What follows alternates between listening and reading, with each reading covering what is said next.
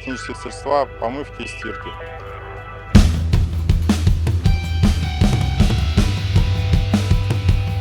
Сейчас мы находимся в передвижной полевой.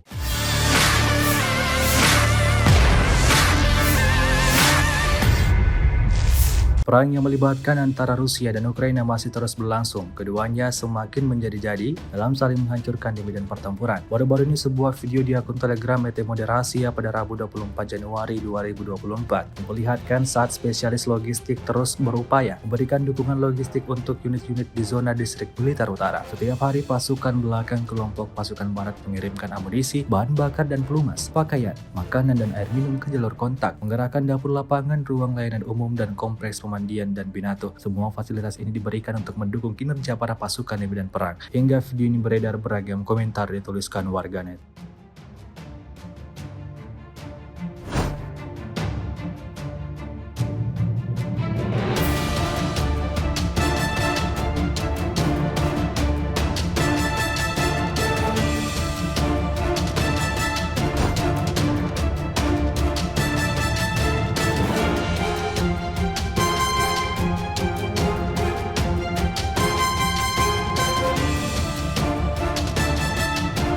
Получено боевое распоряжение на банно-прачечное обслуживание личного состава. Из состава банно-прачечного комбината бригады выделены технические средства помывки и стирки.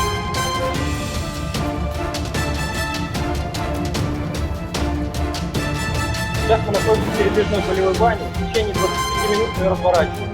Сейчас мы уже готовы приступить к помывке личного состава.